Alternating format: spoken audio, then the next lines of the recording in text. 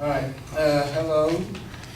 I'm gonna lighten up the mood a little bit with a little bit of NBA talk. Currently, we're in season right now. If you guys don't know what the NBA is, that's the National Basketball Association. I'm gonna be talking about LeBron James. Now, in the NBA, what is excellence? You may not know exactly, but we can always see the little sparks in everybody who plays. In the NBA, it may look like shooting a consistent three-point shot, or making a lot of rebounds, or dunking the ball a lot is excellent or great. But somebody who does this very consistently is LeBron James. He has 2 back-to-back championships. He was drafted in the year 2003 to the NBA as a high school, right straight out of high school. He didn't go to college because he was that great.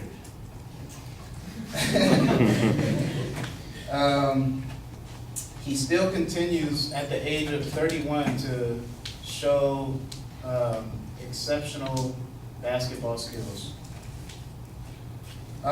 Since there are many rising talents in the NBA currently, such as Seth Curry, Russell Westbrook, Kevin Durant, which is argued to be very effective, a lot of these people are getting a lot of love recently, and such as Seth Curry, the recent championship winner, and they're saying that a lot of people are saying that their play may be more effective than LeBron James is currently now. But I beg to differ. My proposition is that LeBron James is currently still the best player in the NBA. What I mean by best is most advantageous, suitable, or desirable. So in my case, more suitable and desirable for other teams and other coaches to want on their team. What makes LeBron James the best is that he is so versatile in his play. He can play all 5 positions in basketball. There's only 5 positions to play. And he was nicknamed the 1 through 5 by his old basketball coach, Eric Spoelstra, on the Miami Heat, which he was traded from 2 years ago. What this does for his game is it opens up the floor, and it gives him more places to be relied on. And he's more reliable to do more things on the court than other players are, because most players have designated positions such as the 2 guards, the 2 forwards, and the 1 center. All of these positions have different skill sets, and LeBron James is so unique that he has every skill set it takes to perform at every position on the court. That was the first claim. My next claim is that, still first claim. Second point is that,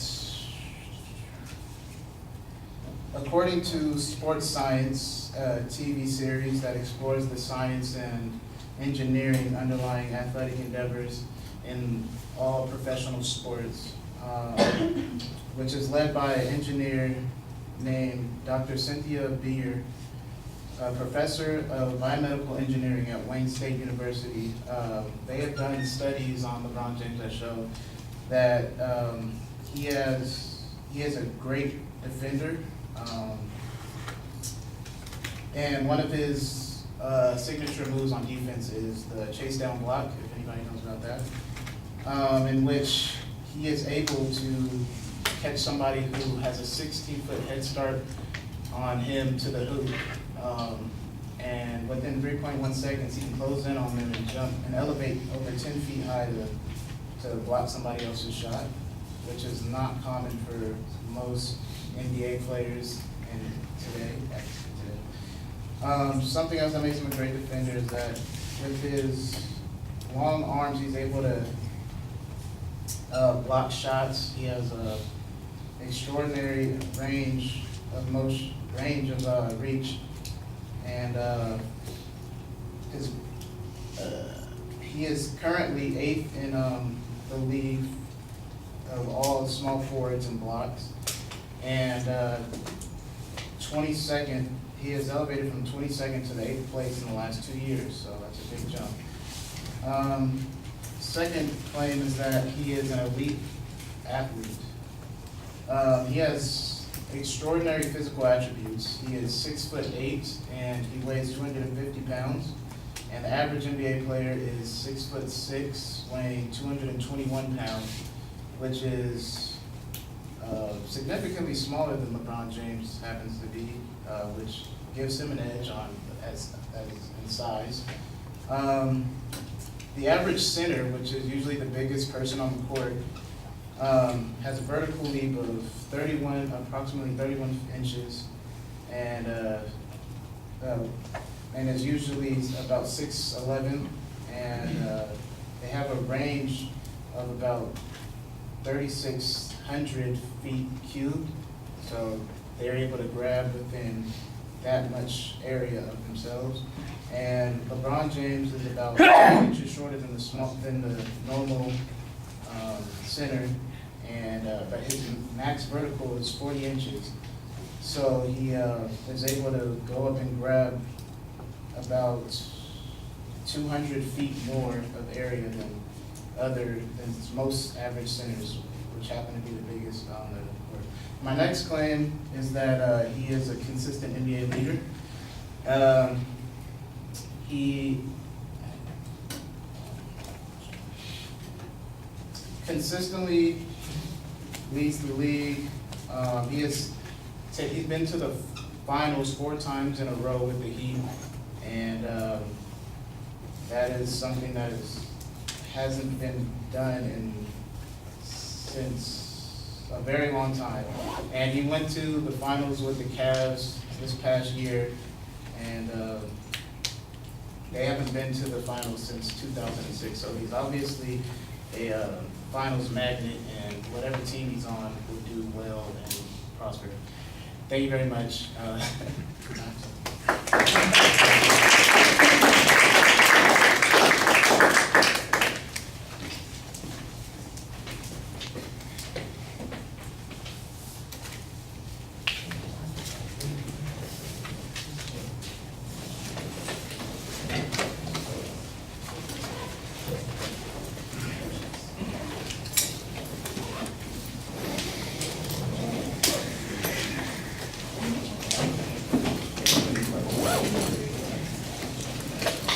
All right, thank you for your patience. Let me just give a couple of quick comments to Joaquin before you walk out. Man, that joke just died. Let me just give a couple of quick comments to Joaquin before you guys walk out. Yeah, repeating it didn't help it at all.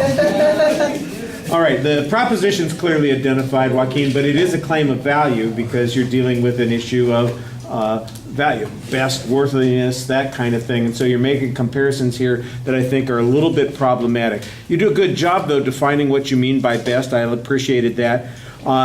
There's no preview of what the structure is going to be, and you ought to do that to make it easier for us to follow. Now, you do signpost in the body of the speech. You do have a structure there, which I appreciated, but there were a couple of times where you're kind of giving us the signpost of the secondary claim after you've already started that information, and that's a little confusing.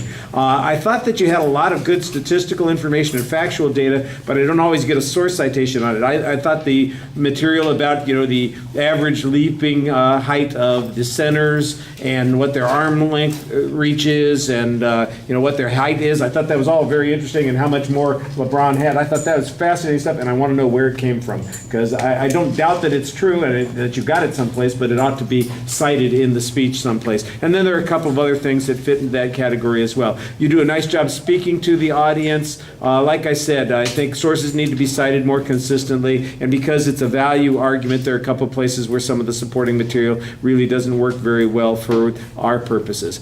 All right, thank you all for being patient tonight. Don't forget that your midterm is on Thursday. We're going to hear like 35 minutes worth of speeches and then do the midterm. You need a quiz strip, and you need one 886 Scantron for your group. If you don't have groups, I'll assign you groups on Thursday, but you can create your own groups.